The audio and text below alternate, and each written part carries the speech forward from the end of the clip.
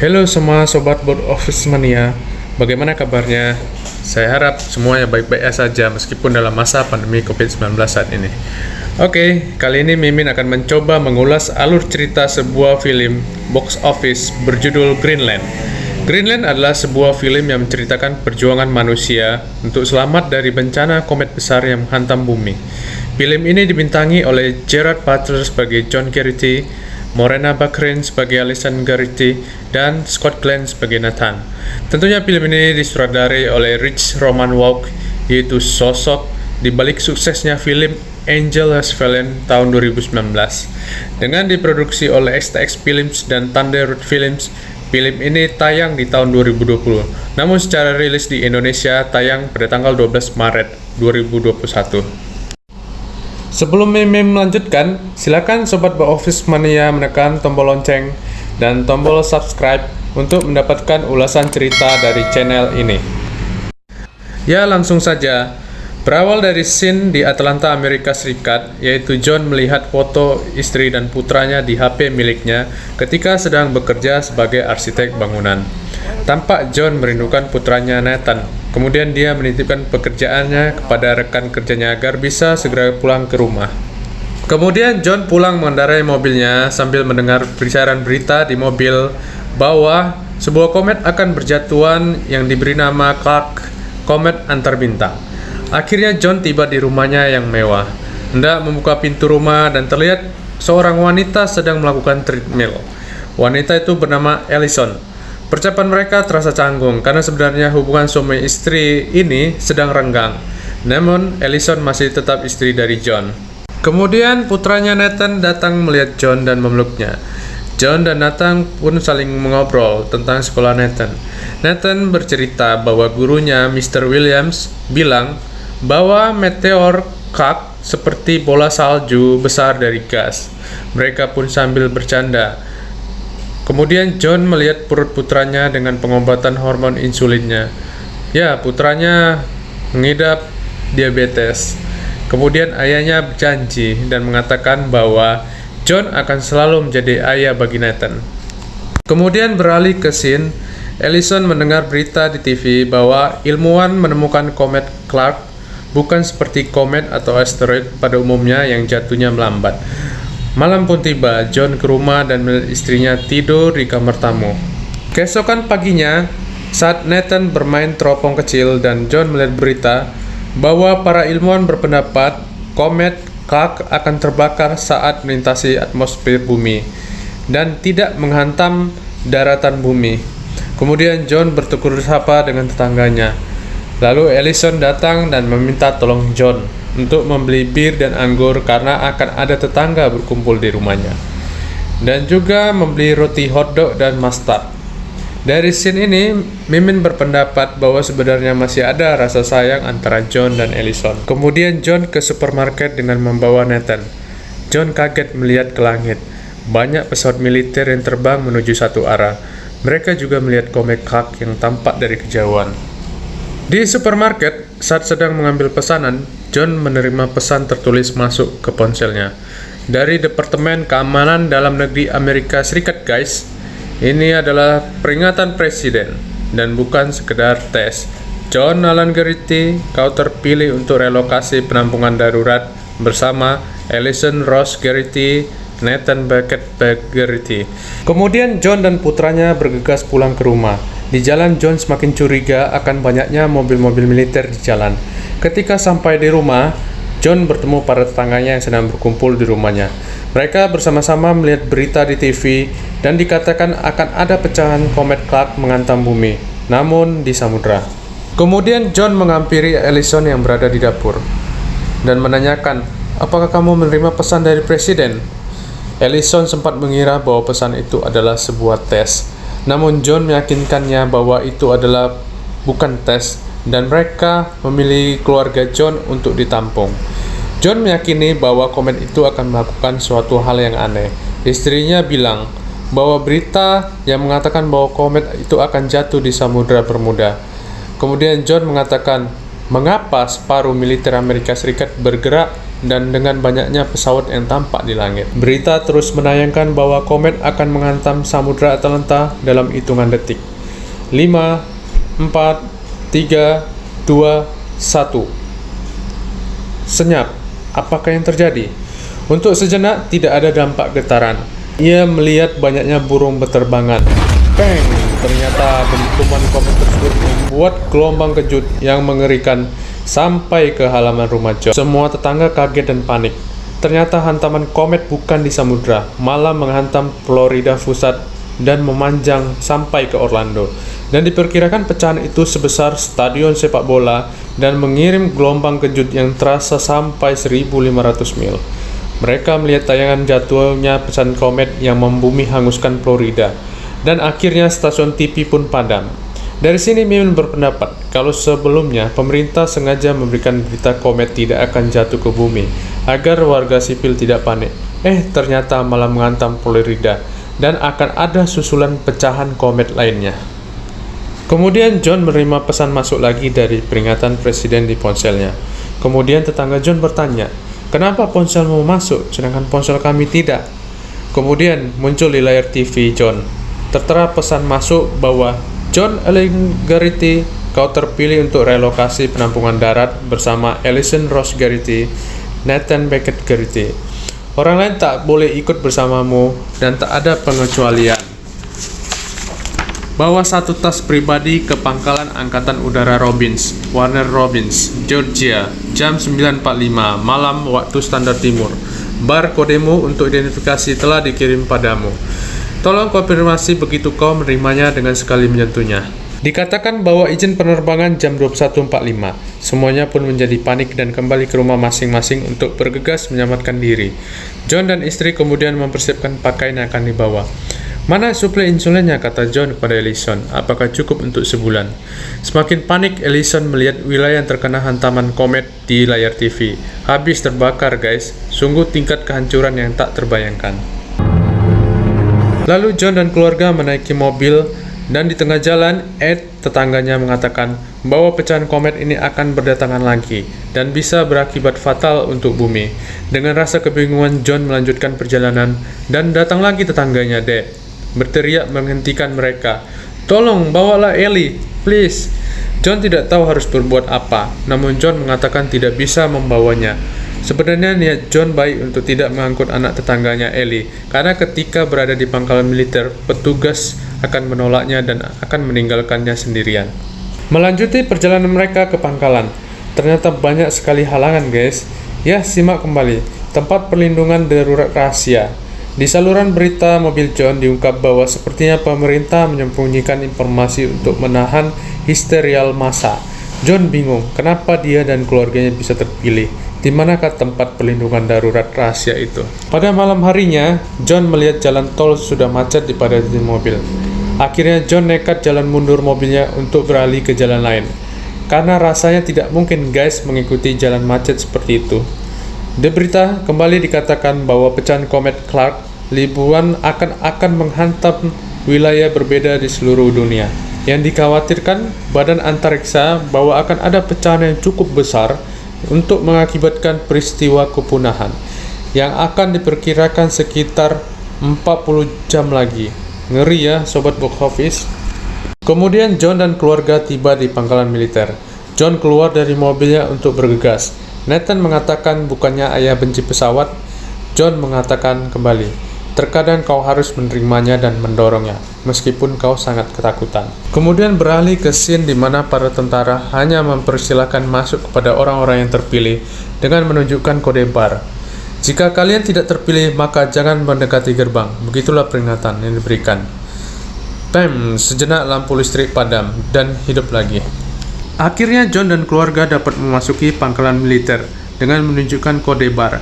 Kemudian di dalam diberikan gelang sebagai identitas. Kemudian John membawa 3 koper tas dan petugas hanya mengatakan hanya bawa 1 koper tas saja. Kemudian memberikan kantong plastik jika ada barang pribadi yang diperlukan. John pun mengecek tasnya. Saat Ellison mengecek tas, ia kaget bahwa obat Nathan tidak ada di dalam. Ternyata obatnya terjatuh di mobil saat Nathan mengambil selimut. John pun bergegas kembali ke mobil Disinilah mereka terpisah. Ellison kemudian bertanya kepada seorang tentara untuk memastikan suaminya John mendapatkan pesawatnya karena sedang berada di luar mengambil obat insulin putranya. Ternyata tentara itu mengatakan ada sebuah masalah, lalu membawa mereka bertemu atasannya. Tentara itu tidak memberikan izin masuk kepada siapa saja yang menderita penyakit serius seperti diabetes. Lalu di ruangan atasannya, Ellison berkata, "Bagaimana jika anakmu tidak seperti ini?" Kemudian Brand, officer atasannya, mengatakan bahwa 99% dari kami tentara tidak terpilih dan kami bekerja secara sukarela. Brand kemudian melepon agar John dapat dipersilakan kembali masuk di gerbang pangkalan militer. Pindah ke scene di mana John masuk ke pangkalan dan sedang mencari pesawat di mana yang ditumpangi anak istrinya. Kemudian, di dalam ruangan, tentara Brand mengatakan kepada Ellison bahwa tidak menemukan John. Mereka mengira John telah masuk ke salah satu lusinan pesawat di sana. Lalu tampak John memasuki sebuah pesawat. Di sana John melihat banyak orang tetapi tidak menemukan Ellison dan Nathan. Dia mencoba menelepon namun tidak ada sinyal. Dia pun mengetik SMS, "Apakah kalian ada di pesawat?" Namun SMS itu tidak terkirim. Kemudian John diajak berbincang dengan salah satu penumpang di sana. Dikatakan bahwa mereka tidak membiarkan yang sakit untuk masuk ke dalam pesawat. Di sana John berteriak agar segera keluar dari pesawat. Kemudian pertahanan diterobos, begitulah peringatan. Banyak orang berlari menuju pesawat untuk berebutan masuk ke dalam pesawat, dan ada yang menggunakan senjata api. Ternyata ada bahan bakar pesawat yang merembes, dan akhirnya meledakkan pesawat-pesawat yang ada di sana.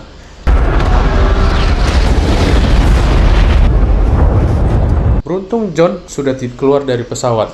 Kemudian John bertemu dengan seorang tentara untuk menanyakan keberadaan anak istrinya. Dikatakan bahwa anak istri John sedang berada di dalam ruangan, karena mereka menolak masuk ke dalam pesawat.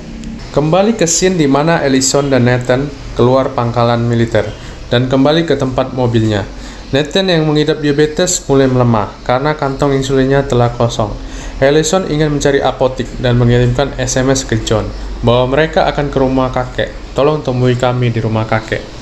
Kemudian John keluar pangkalan dan kembali ke mobilnya.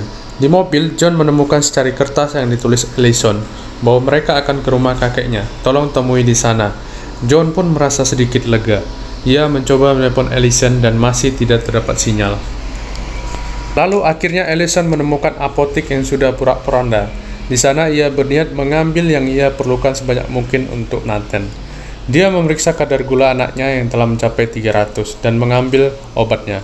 Ternyata di dalam apotik terjadi penembakan oleh sekelompok orang yang ingin menjara apotik tersebut. Ellison dan anaknya pun sangat ketakutan, di mana di samping mereka tertempat warga sipil oleh penembakan itu. Mereka menunduk ketakutan dan di depan ternyata ada seorang kawanan kelompok bersenjata itu berada di hadapan mereka. Ellison memohon agar dilepaskan dan orang itu pun membiarkan Ellison keluar. Kemudian mereka berlari dan memohon tumpangan untuk tujuan Lexington ke sebuah mobil oleh seorang pria dan wanita. Awalnya tidak diberikan masuk, namun dikatakan bahwa hanya akan mengantar sampai ke Knoxville saja. Ternyata guys, ada niat buruk oleh pemilik mobil ini. Orang itu mulai melihat gelang Nathan dan Ellison dan mengatakan, "Kalian adalah yang terpilih dan mengapa tidak naik pesawat?" Ellison pun mengatakan bahwa tentara tidak mengizinkan masuk karena anaknya sakit. Kembali ke scene, John melihat hamparan pecahan komet di langit malam. Lalu John menaiki sebuah bangunan tinggi untuk mencari sinyal ponselnya. Akhirnya John berhasil menghubungi Ellison untuk sesaat, namun sinyalnya hilang kembali. John keluar bangunan tinggi itu dan dia menghampiri mobil kargo penumpang. Di dalam mobil itu ternyata sudah banyak orang yang menumpang. John berkomunikasi dengan mereka. Salah satu penumpang, Colin, melihat gelang John dan bertanya apa pekerjaan John. Dari sini ini kita mengetahui bahwa pemerintah memilih yang terpilih berdasarkan profesi pekerjaan. John bercerita bahwa ia kehilangan istri dan putranya di pangkalan militer dan saat ini berusaha ingin menemuinya. Colin bercerita bahwa si supir Manny kenal dengan seorang pilot di Kanada dan ke sana rombongan akan pergi karena akan memberikan tumpangan ke sana yang rahasia itu guys. Colin pun mengatakan bahwa mereka melacak penerbangan militer ke Greenland. Sesuai judul ya guys, Colin mengajak John dan keluarga yang terbang ke sana bersama, dan mereka akan terbang dari kota kecil di seberang perbatasan bernama Osgood. Lalu tibalah ke scene di mana Ralph, orang yang memberikan tumpangan ke Ellison, berniat ingin mengambil gelang Ellison. Ralph memberhentikan mobilnya, namun istrinya Judy mengunci mobil dari dalam. Ralph pun memaksa untuk membuka dan akhirnya dibuka. Ralph menarik keluar Ellison dan mengambil gelang Ellison. Ralph akhirnya pergi membawa gelang dan Nathan. Ellison berteriak histeris, ia kebingungan. Dari scene ini dibalut bagaimana perjuangan keluarga itu terus mempertahankan hidup. Kemudian beralih ke John. Ada penumpang yang ingin mengambil gelang John, sampai menimbulkan perkelahian di dalam mobil itu. John berkelahi melindungi diri, sampai akhirnya sopir mobil menabrak mobil lain dan mobilnya terbalik menjatuhkan mereka. Di rerumputan, orang itu kembali merebut gelang John. John yang berusaha melindungi diri dan akhirnya memukul ke salah satu orang itu dengan martil, dan akhirnya meninggal dan perkelahian pun usai. Lalu Ellison menangis sedih di jalanan. Beruntungnya sebuah mobil menghampirinya dan berniat baik untuk memberikan tumpangan ke Knoxville. Ellison ikut bersama mereka. Lalu ke scene di mana Ralph membawa gelang Ellison dan kembali ke pangkalan militer. Ralph mengatakan kepada Nathan bahwa Nathan harus berpura-pura mengatakan bahwa Ralph dan Judy adalah orang tuanya agar diberi masuk ke pangkalan militer. Nathan pun mengangguk saja. Saat memasuki gerbang, Ralph mengaku telah memiliki gelang, dan ia membawa istri yang terpakai gelang Ellison dan Nathan. Tentara menanyakan kemana gelang yang dipakai Ralph, dan Ralph bilang ada seseorang yang mencurinya. Akhirnya Nathan berterus terang bahwa sebenarnya Ralph dan Judy bukanlah orang tuanya, dan yang terjadi adalah bahwa Ralph dan Judy mencuri gelang ibunya, Ellison. Tentara itu pun menyeken kembali gelang yang dipakai Judy, dan akhirnya kebohongan mereka ketahuan. Tentara itu akhirnya mengambil Nathan dan men-scan gelang Nathan, dan diketahui bahwa Nathan telah ditolak karena sakit.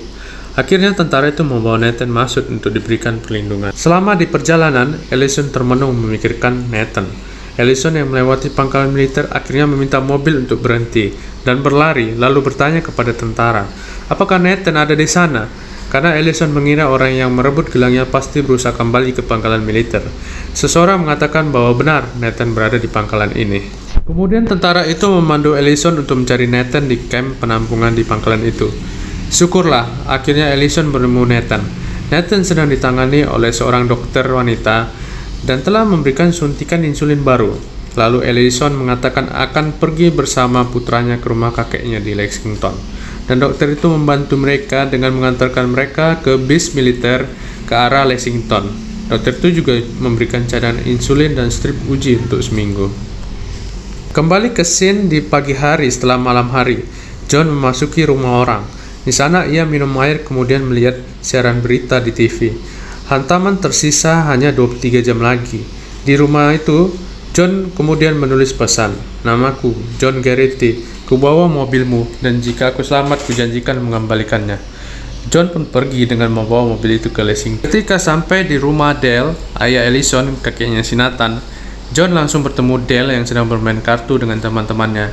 Namun Dale juga bertanya balik, di mana Ellison dan Nathan berada.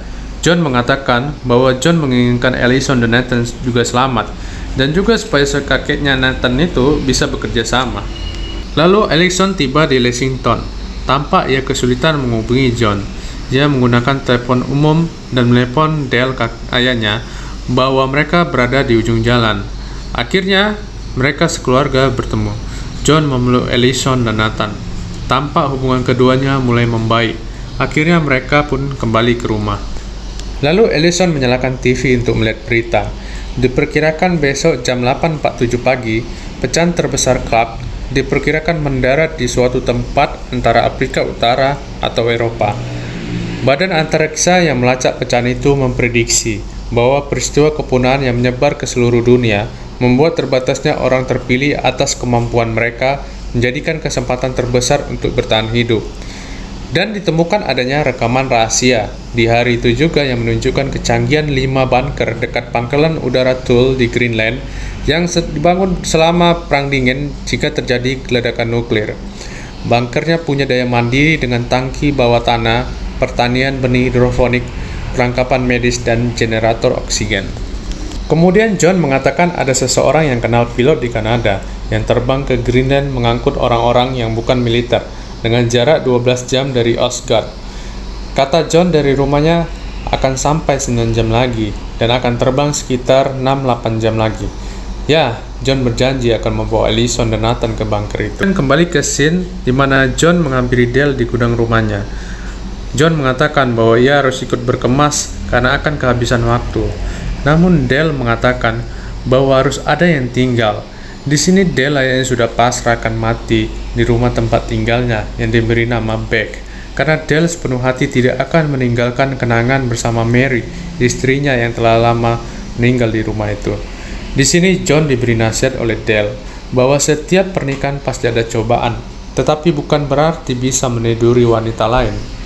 John merasa bersalah seumur hidupnya karena telah melakukan kesalahan dan ingin menebus kesalahan itu dengan cara berusaha keras membawa Ellison dan Nathan ke bunker Greenland itu, guys. Kemudian pecahan komet menghantam daerah itu, membuat kejutan kuat yang mengguncangkan rumah Dale. John, Ellison, Dale berlari menghampiri Nathan. Nathan pun ditemukan. Dan kata John, "Ayo, sudah waktunya kita bergegas pergi." Dale mengatakan, "Pakailah truk yang sudah diisi penuh." Dale hanya berpesan agar menjaga Ellison dan Nathan. Dale mencium Nathan dan Ellison memeluk Dale ayahnya sebagai tanda perpisahan mereka. Ellison pun menangis sedih di mobil karena akan meninggalkan ayahnya. Mereka pun berangkat. Di dalam mobil, Ellison berkata bahwa ia mendengar percakapan John dan Dale, dan ia juga merasa bersalah. Dan sekarang keduanya berbaikan dengan selalu bersama-sama dengan Nathan. Kemudian mereka menghentikan mobil karena melihat banyaknya mobil yang berhenti. Jalanan macet parah karena ada kereta tergelincir jatuh. Kemudian John dan Ellison mendengar berita bahwa ada pecahan kecil komet yang akan jatuh di utara New York, yaitu posisi mereka saat ini. Hujan komet pun dimulai. John memutarbalikkan mobilnya ke belakang untuk menghindari hujan komet yang menghantam mobil. John mengarahkan mobilnya keluar jalan ke arah hutan.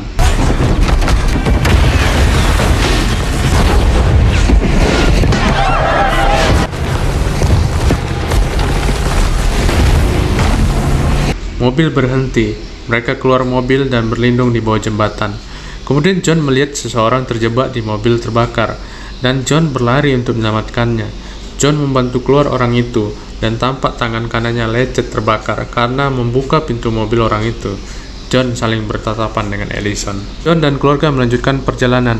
Di mobil mereka mendengarkan siaran radio, dan dikatakan secara resmi oleh NASA, Badan Antariksa Amerika Serikat, bahwa sekitar jam 8.47 pagi waktu standar timur, pecahan terbesar Clark selebar 8 mil akan mendarat dekat Eropa Barat.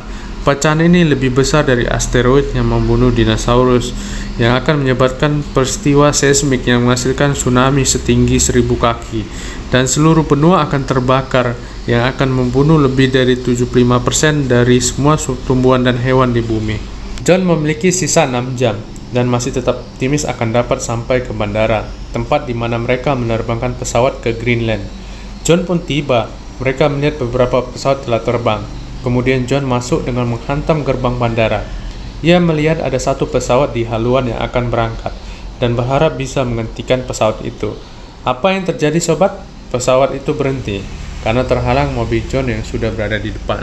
Lalu pilot pesawat itu menghampiri John. John bilang bahwa ia anak istri ingin ikut pesawat itu. Namun pilot itu bilang bahwa kapasitas penumpang pesawat sudah penuh, dan semua orang dalam bahaya jika pilot itu mengangkut John dan keluarga. Kemudian John mengatakan, "Kalau tidak, bawalah istri dan anakku," dan ia tidak mau memindahkan mobilnya. Lalu pilot itu bilang, "Baik, akan saya bawa istri anakmu." Namun Ellison berlari menghampiri mereka, bahwa harus mengangkut John juga.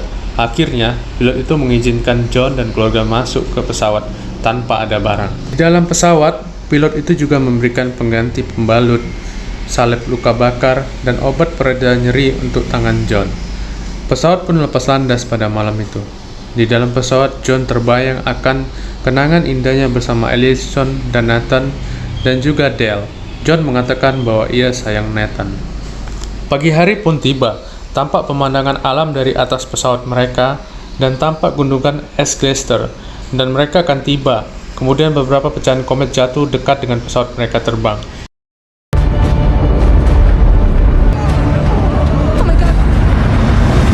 Gelombang terkejut yang dihasilkan membuat pesawat terbang tidak stabil.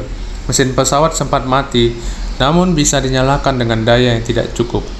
Pesawat akhirnya mendarat dengan menubruk gunung es.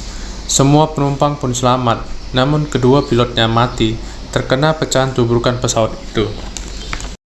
Kemudian John memimpin sekelompok orang itu menuju bandara tempat di mana pesawat militer itu mendarat, yang jaraknya sekitar 1 mil lagi. Abu-abu berterbangan layaknya hujan salju. Akhirnya mereka tiba dan langsung menaiki mobil militer menuju bunker itu. Mereka pun tiba di bunker itu, dan tampak pemandangan bahwa pecahan terbesar kelak akan menghantam bumi. Bang! Pecahan itu menghantam Eropa, dan diperkirakan gelombang kejut akan sampai di bunker sekitar 1 menit 20 detik. Peringatan pun diperdengarkan bahwa pintu bunker penahan ledakan akan segera menutup. Banyak orang segera berlari masuk ke bunker. John dan keluarganya pun sudah berada di bunker dan bersiap untuk menerima guncangan dari dalam bunker. Di sana John meyakinkan Nathan bahwa mereka akan selalu bersama sehingga tidak perlu takut. Di sana John mengatakan bahwa ia mencintai Ellison. Lalu hitungan mundur 7, 6, 5, 4. Terasa hening. Kemudian dalam film ini tampilkan sekilas memori keluarga John diperlihatkan. Scene di mana bangunan di bumi hancur dan hangus sebagai dampak hantaman pecahan komet Clark yang terbesar menghantam bumi. Lalu setelah tinggal selama 9 bulan lamanya di bunker bawah tanah, akhirnya pintu penahan ledakan pun dibuka. Mereka melihat semuanya musnah. Kemudian mereka melihat burung berterbangan. Kemudian stasiun Greenland saling menghubungi stasiun lainnya yang selamat di bumi. Demikianlah akhir cerita box office movie kali ini. Bagi sobat-sobat box office yang belum pernah menonton film ini, ayo segera tonton karena efek sound dan visual film ini sangat bagus. Film ini sangat layak ditonton untuk keluarga, untuk melihat betapa menyeramkan kalau kisah ini benar-benar terjadi di bumi. Tentunya kita sangat bersyukur bahwa kita masih dikasih kesempatan untuk hidup di dunia ini, guys. Sekali lagi, jangan lupa bunyikan lonceng dan subscribe di channel ini untuk mendapatkan ulasan cerita di movie-movie selanjutnya. Terima kasih, salam dunia box office.